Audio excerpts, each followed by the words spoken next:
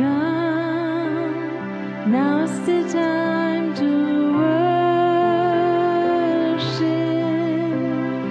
Come, now's the time to give your heart for your God.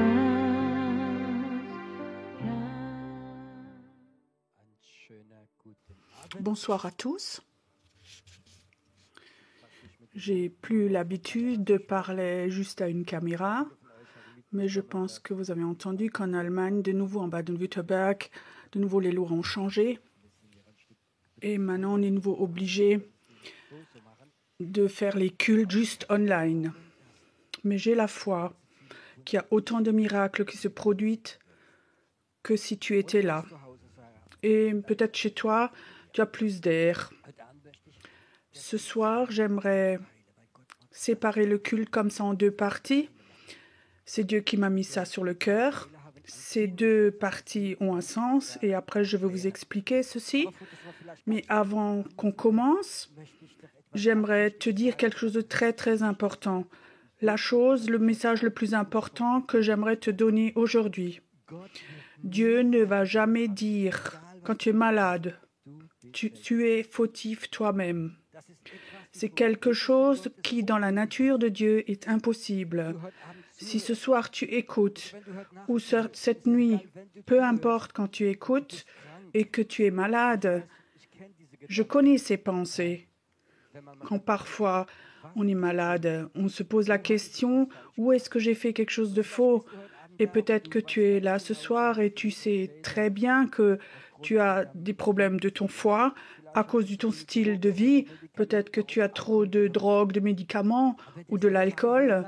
Et si c'était le cas, je sais très bien que les pensées sont là et disent « je suis fautif moi-même ». Mais tu n'es pas fautif. Il y a aussi l'accusateur des frères ou ta conscience ou même le médecin qui ne dit pas directement, mais qui dit directement « tu es fautif ». Mais il y a un Dieu qui dit « tu es bienvenu, tu n'es pas fautif ». La faute de ta vie, Dieu voudrait la prendre et la mettre sur quelqu'un d'autre. Ce soir, j'aimerais te libérer de toute accusation. Peut-être que toi, tu penses, oui, je l'ai fait, mais si la faute est enlevée, ça n'existe plus. Peu importe pourquoi tu es malade, peu importe ce qui s'est passé dans ta vie, Dieu ne veut pas t'accuser. Il veut t'aider. Il veut te tendre une main guérissante.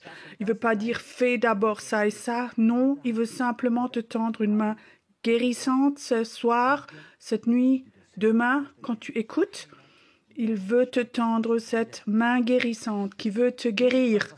Encore autre chose qui est très important. Est-ce que tu sais que Dieu est un Dieu compatissant? Et quand on va de Dieu à Jésus, il faut que tu comprennes. Dieu est esprit, on ne peut pas le voir. Dans la Bible, il est écrit que Jésus est l'image visible du Dieu invisible. Et si on veut comprendre Dieu, il faut qu'on regarde à Jésus. Et on va comprendre beaucoup de choses. Jésus est compatissant. Il est écrit dans la Bible quand Jésus était là et il a vu cette grande foule de malades. Il y a quelque chose qui s'est fait, quelque chose qui lui a fait mal en lui. Ça fait mal quand il a vu les malades. Et quand tu es malade et tu souffres, et elle a confirmation qu'il y ait un Dieu de compassion. Il a pitié de toi. Comment je peux t'expliquer ça? Je suis papa de 4 enfants et je suis aussi grand-père, mais en tant que papa et maman aussi. Quand tes enfants sont malades, même quand ils sont petits, qu'est-ce que tu ressens quand ils souffrent? Quand tu as un petit enfant qui ne peut pas parler et il pleure de douleur, il est malade. Cet enfant malade, et tu as compassion parce que il souffre. Quelles pensées sont en toi? Je crois que chaque papa, maman a ses pensées. J'aimerais tellement que mon enfant n'ait pas ça. Je préférerais avoir ce mal. Je préfère avoir ces douleurs, les prendre sur moi. Cet enfant qui pleure, qui a des douleurs, ça me fait tellement mal. De préférence, on voudrait prendre cette douleur. Moi, je te dis, il y a quelqu'un qui est là.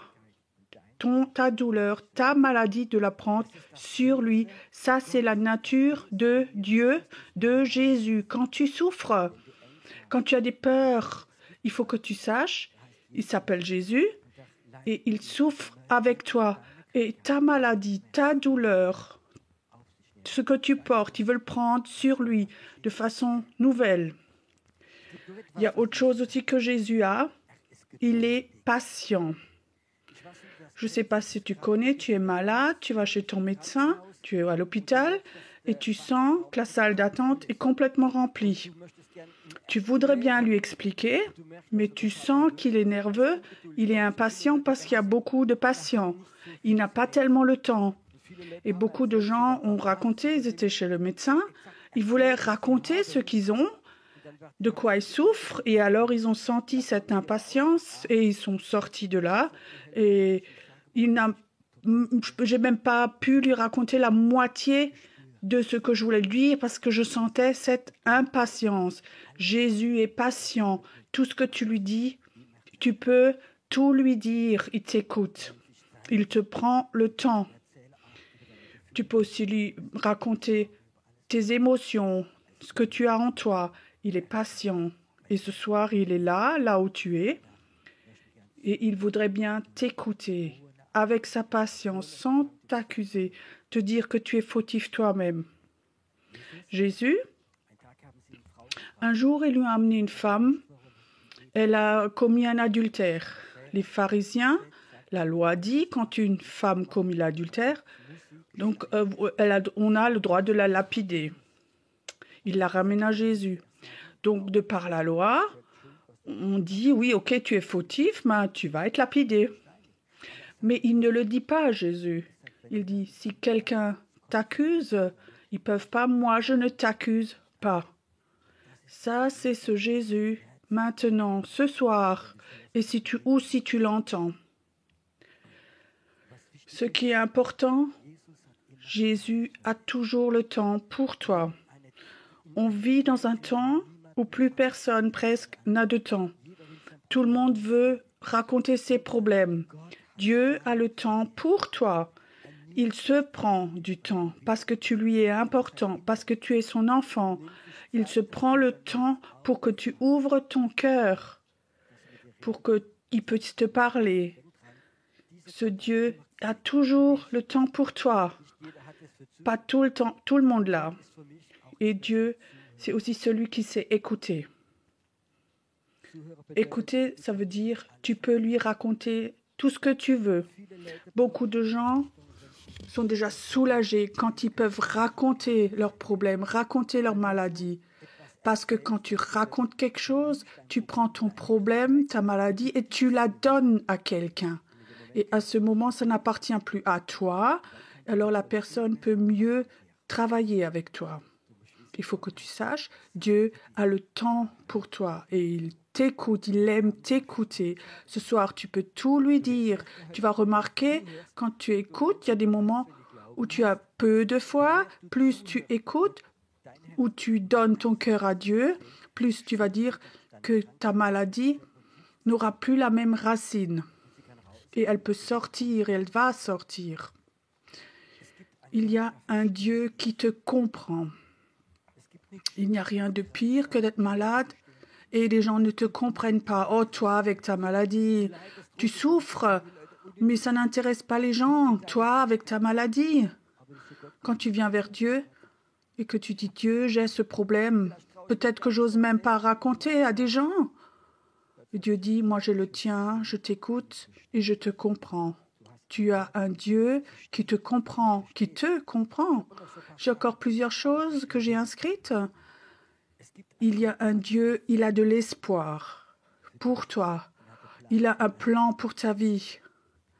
Il y a des gens, ils sont malades et tout d'un coup, ils sentent qu'il y a des amitiés qui disparaissent. Parce que tu n'es plus in, on ne peut plus t'utiliser, tu peux plus faire avec parce que tu écoutes pas. Tu n'entends pas parce que tu ne peux pas marcher assez vite ou parce que tu as un handicap. Moi, je te dis, Dieu a de l'espoir pour ta vie. Il a de l'espoir, un plan pour ta vie. Je trouve que c'est tellement beau d'avoir cette certitude que Dieu a un plan pour toi. Je connaissais un homme et j'étais impressionnée. Il avait 17 ans et pendant la guerre, on l'a renvoyé chez lui à cause de la tuberculose. Et en ce moment-là, il n'y avait pas encore d'antibiotiques. Et il avait des trous dans les poumons comme des pièces de 5 des marques. Et ils l'ont dit, tu vas rentrer chez ta maman pour mourir. C'est mieux que de mourir ici. Et le jeune de 17 ans est rentré chez sa mère. Il était là sur son lit, il attendait la mort. Et tout d'un coup, il y a des pensées comme ça qui venaient.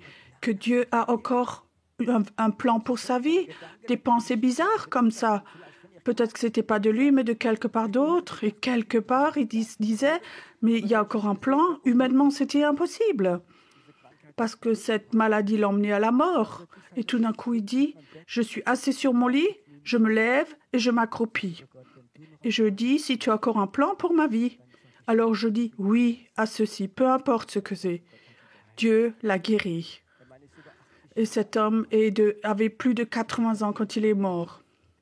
J'ai appris à le connaître et quand je l'ai vu, il avait une grande boîte en bois et il disait, Pierrot, regarde voir, là, il y a plus de 4000 noms dedans avec des dates quand les gens se sont convertis.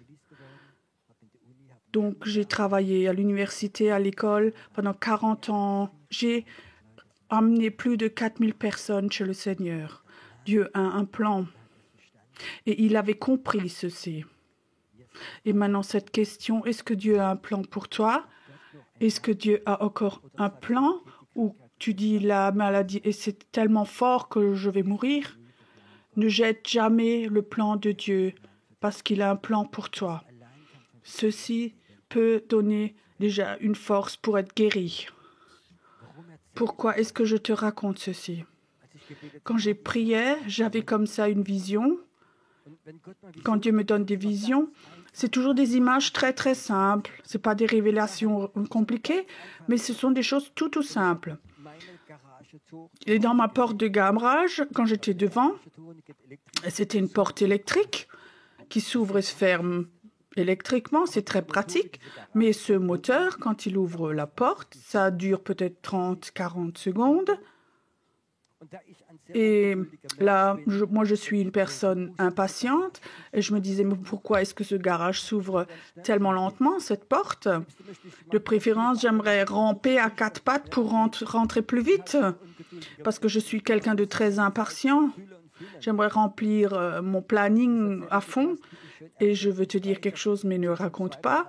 Ça m'est déjà arrivé 2-3 fois que j'étais sous pression, nerveux, que je n'ai pas attendu que la porte était complètement ouverte et je me suis cogné la tête. Ne rigolez pas de ça. J'essaie de réfléchir, oui, ben, on le sent déjà. Quand la porte s'ouvre pas assez vite, alors on cogne la tête. Et j'avais cette image comme ça. Et je demandais ce que ça veut dire. Alors Dieu dit, c'est pas la porte du garage, mais c'est le cœur des gens qui s'ouvrent quand tu parles de moi. Quand je te parle, que je te dis que Dieu est bon, qu'il est compatissant, qu'il a le temps, qu'il ne va pas t'accuser, qu'il aime t'écouter. Quand je raconte ces histoires de tout ce qu'il a fait, et c'est pas ce garage, mais c'est ton cœur qui s'ouvre. Quand la porte de ton cœur s'ouvre, alors Dieu commence à agir. Sa main guérissante, sa main puissante guérit, commence à descendre et voir des miracles se font. C'est la raison pourquoi je t'ai dit comment est Dieu, qu'il est patient, qu'il est plein de pardon, qu'il est lent à la colère et riche en bonté, et qu'il t'aime, qu'il a donné son Fils parce qu'il t'aime tellement. Il t'a pardonné pour t'accepter, pour te guérir. Pendant que je raconte ceci, tu sens que ce que je te dis rentre dans ton cœur. où la porte du garage n'est pas encore ouverte et tu te cognes la tête. Je ne suis pas quelqu'un d'intellectuel ou un grand théologien, mais je sais, Dieu m'a dit ce soir, Pierrot, il y a beaucoup de portes qui vont s'ouvrir quand tu parles de moi, de ma bonté, de ma grâce, de ma patience. Alors cette porte va s'ouvrir de plus en plus. Et tu ne vas pas te cogner la tête, un savoir juste dans la tête, mais ça va se passer, ça va se réaliser, ça va s'ouvrir. Et ta puissance surnaturelle va rentrer dans ton cœur, dans ton âme, dans ton être. J'aimerais peut-être que ce soir,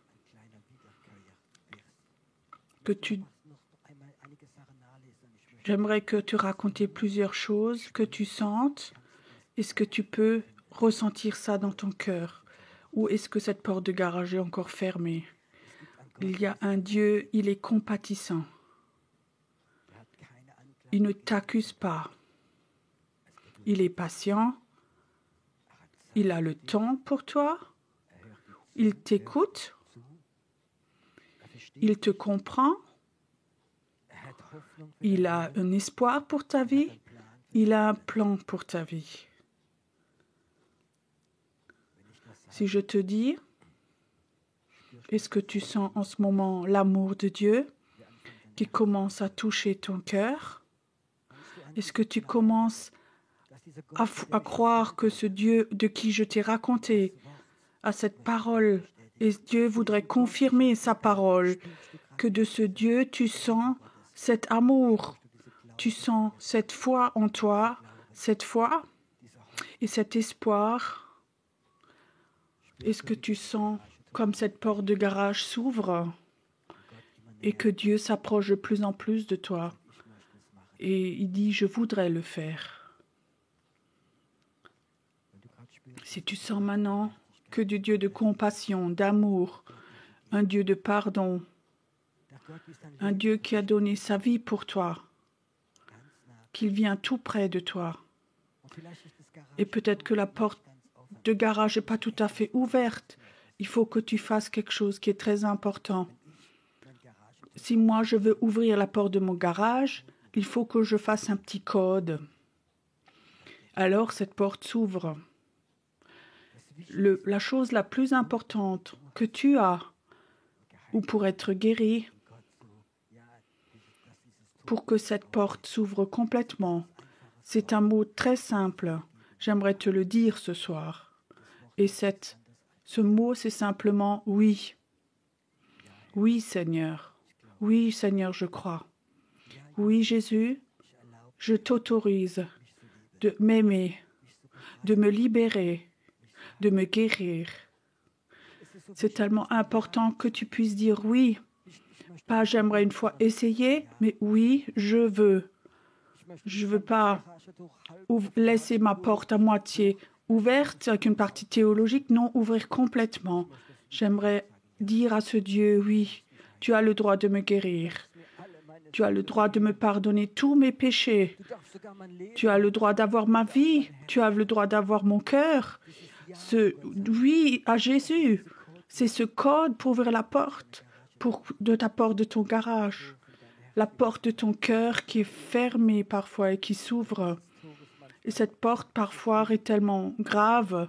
C'est peut-être des déceptions, du rejet, peut-être de problèmes avec une église ou d'autres choses encore. Il ne s'agit pas d'église ici, il s'agit de Dieu.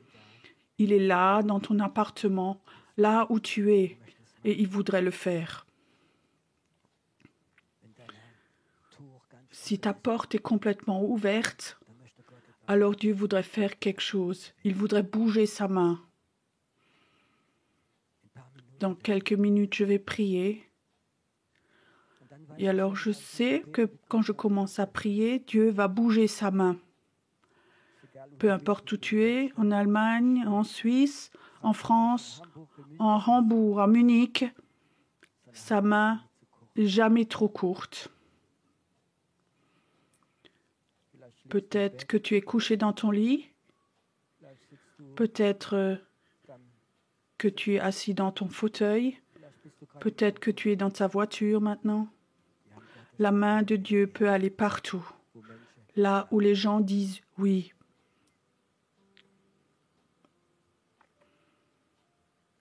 J'aimerais bien un moment attendre que j'ai l'assurance ce soir que les portes soient ouvertes.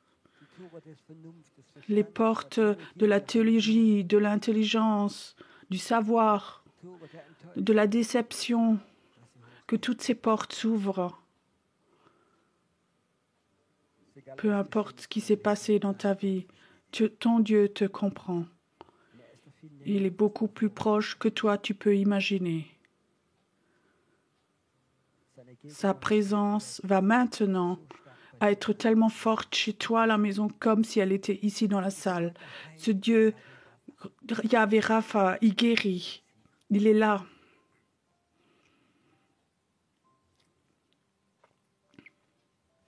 Je vais prier maintenant. Certains vont aussi sentir comme une chaleur, une puissance qui va venir sur toi. Certains vont aussi sentir que quelque chose va sortir de toi. Peut-être c'est de la dépression, peut-être ce sont des peurs, peut-être c'est la mort. Ça doit s'en aller de toi. Quand la main de Dieu vient, quand ce joug sera brisé.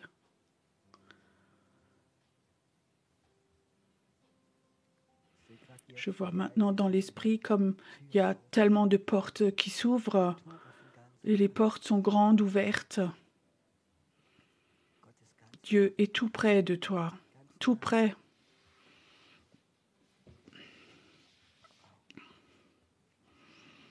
Je vais prier maintenant. Dieu va bouger sa main.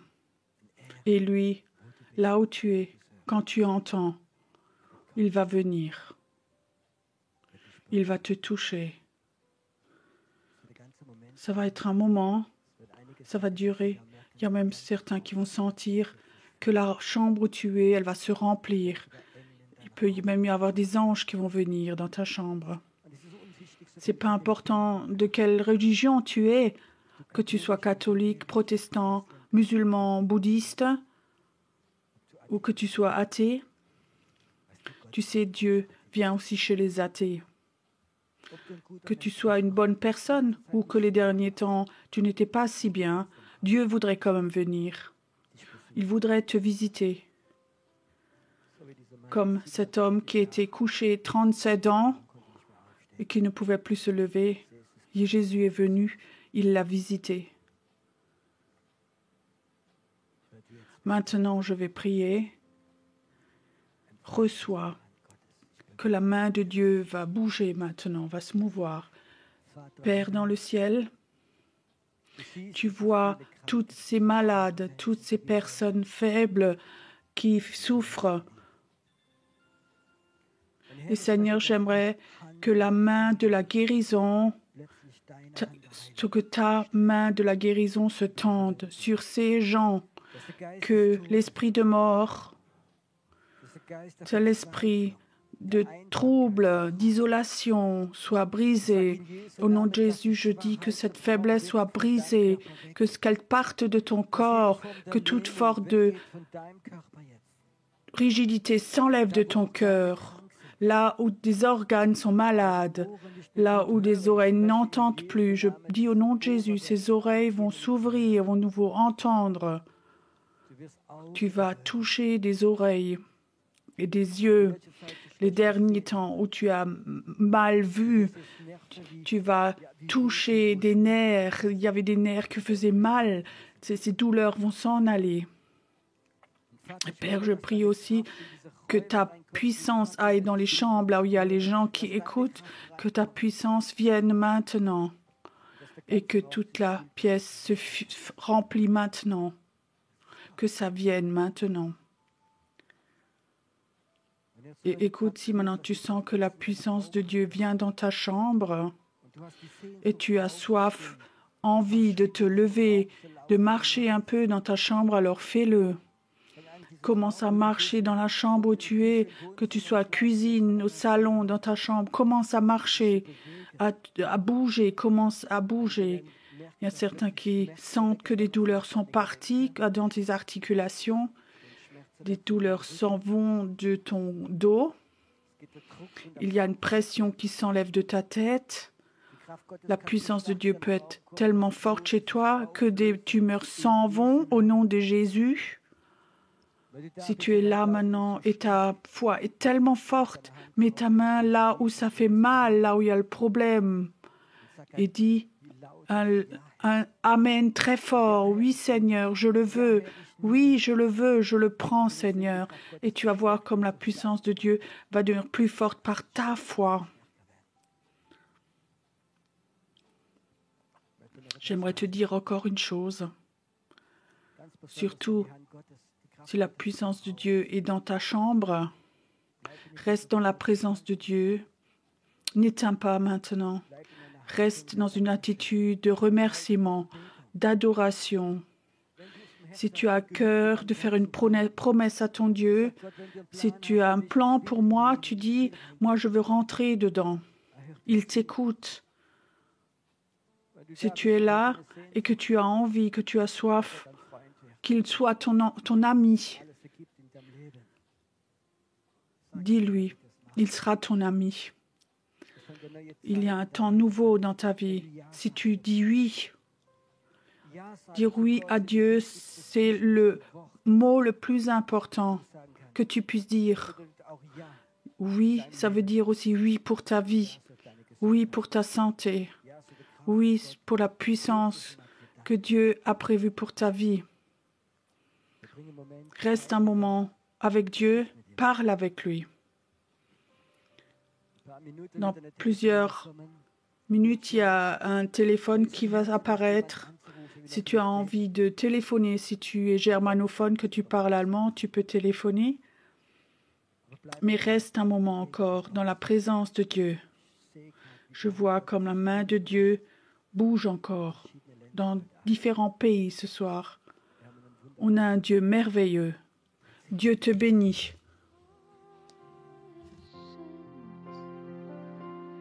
Du bist ganz ohne Falsch, gerecht und heilig bist du.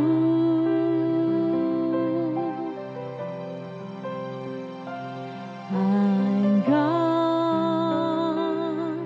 der Wunder tut. Er ist ganz ohne Falsch, gerecht und heilig ist er.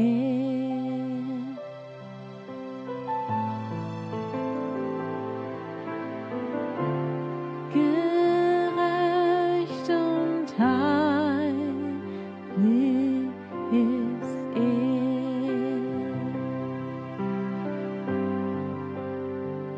Ich sage ja, ja, ja. Ich sage ja, ja, ja. Ich sage ja zu dir. Ich sage ja zu dir. Ich sage ja, ja, ja. Je dis oui, oui, oui. Je dis oui, oui, oui. Je dis oui, Seigneur. Je dis oui, Seigneur.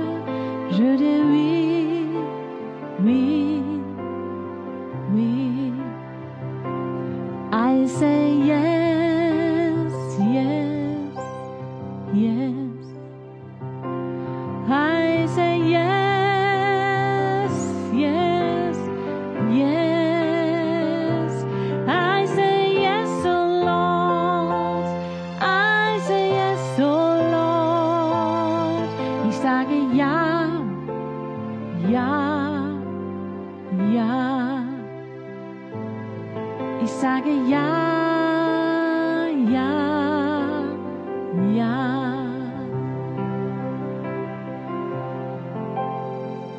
und du sagst ja zu mir. Du sagst ja zu mir. Du sagst ja zu mir. Du sagst ja zu mir. Du sagst ja, ja, ja. Du sagst ja zu mir. Du sagst ja zu mir. Du sagst ja zu mir.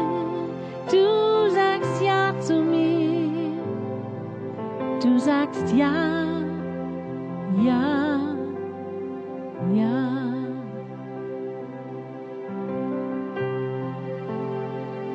Und ich glaube dir. Ja, ich glaube dir, denn ich habe gehört, dass du gut bist. Ja, ich glaube dir. Ich sag ja zu dir, zu deiner Heilung. Ich sage ja zu deiner Vergebung. Ich sag ja zu dir. Ich sag ja zu dir. Ich sage ja zu dir. Ich sage ja zu dir.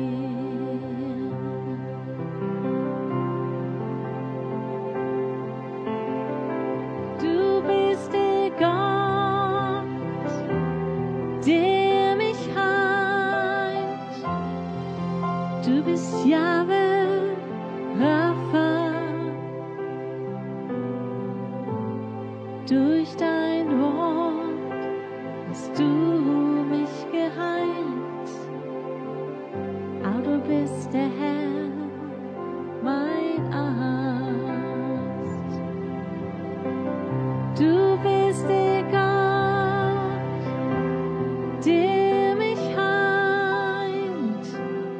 Du bist Jahwe Rapha.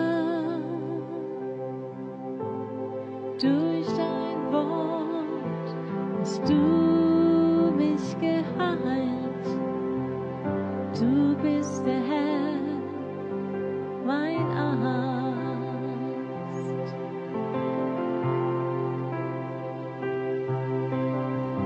Du bist der Gott, der mich heilt. Du bist Jahwe.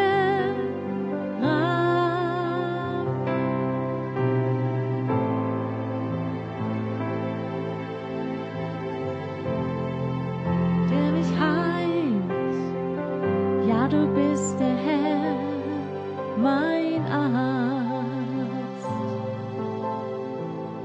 Ja, du bist der Herr, mein Arzt. Oh, du bist so gut. Ja, du bist so geduldig. Oh, du hörst mir zu. Du bist ein Vater, du bist ein guter Vater, der seine Kinder liebt.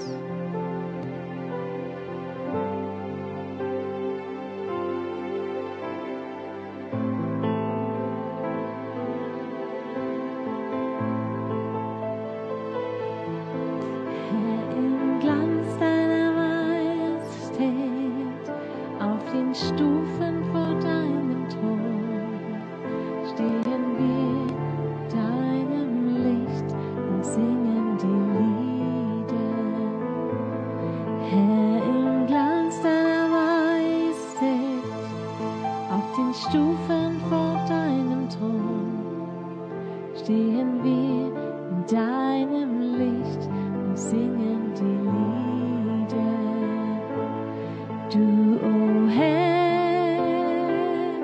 bist die Quelle des Lebens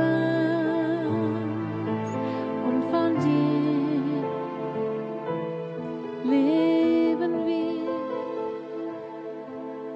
Du, Herr, bist die Quelle des Lebens und von dir leben wir.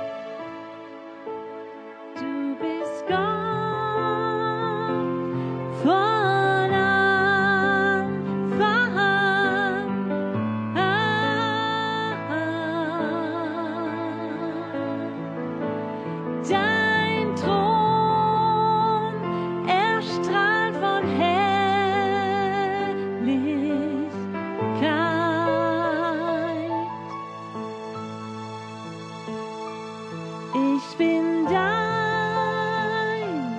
in Ewigkeit.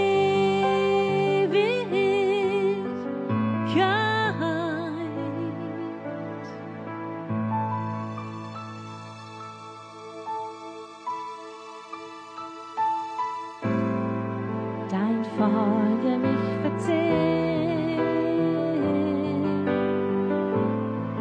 mein Herz nur dich begehrt.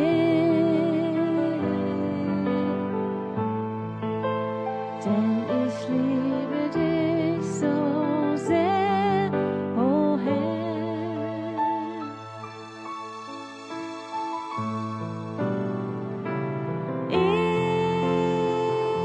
Ehre sei dem Lamm. Du bist Gott von Anfang an.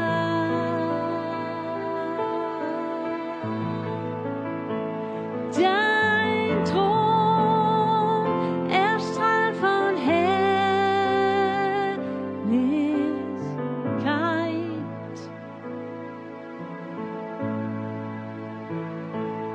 Du bist Gott in Ewigkeit.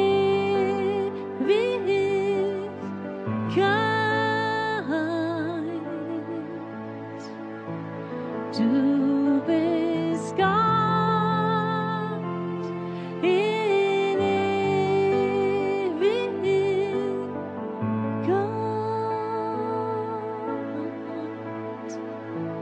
Du bist Gott in Ewigkeit.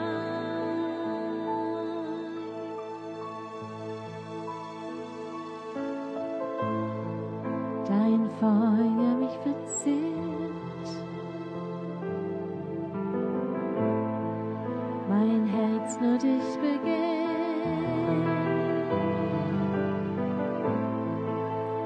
Denn ich liebe dich so sehr, o Herr.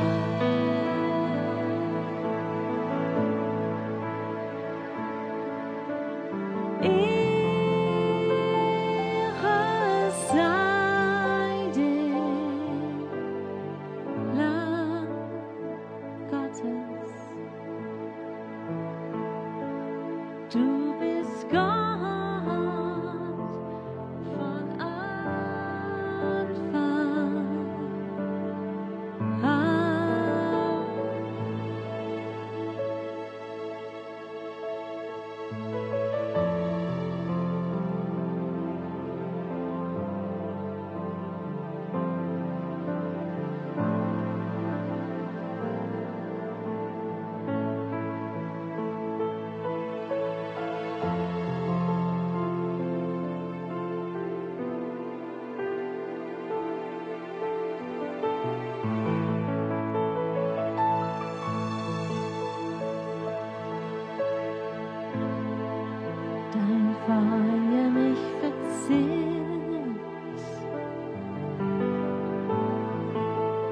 Herz nur dich begehrt,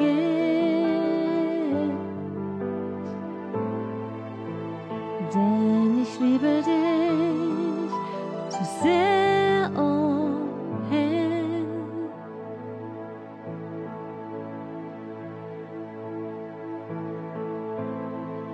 Dein Feuer mich verzehrt, mein Herz nur dich begehrt,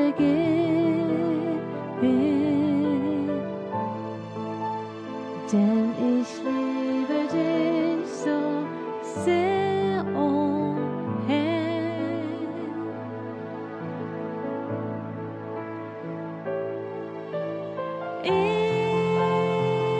Ehre sei dem Lamm.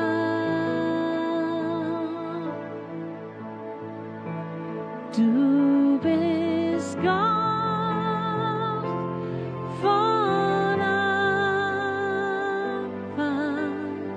an.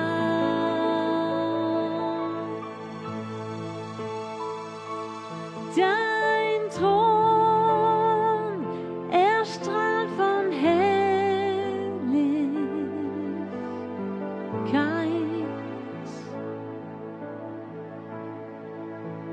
Ich bin da in Ewigkeit.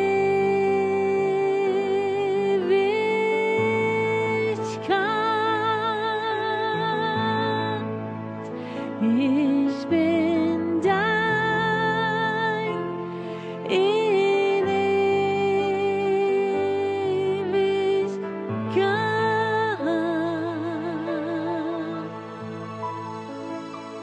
Ich bin dein in Ewigkeit.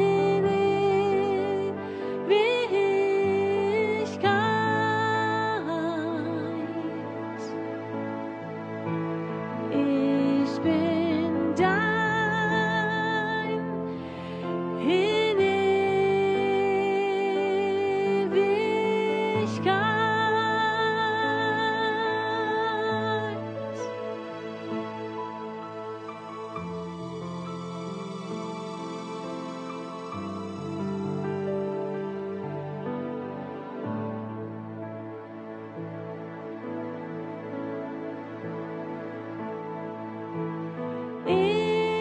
Ehre sei dem Lamm. Du bist Gott von Anfang an.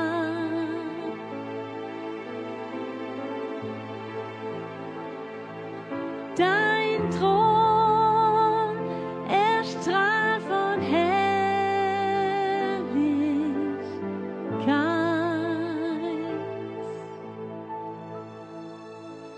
Ich bin dein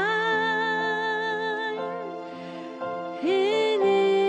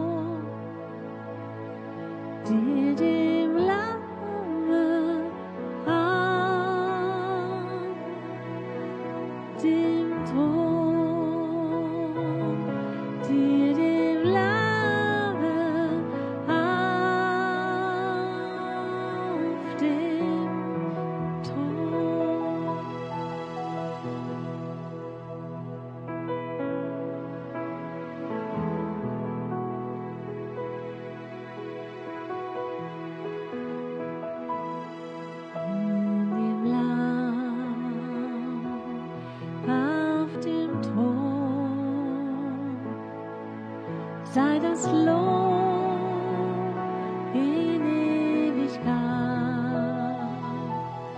sei die Ehre und die Stärke, sei die Macht und Majestät, wir beten an auf dem Thron.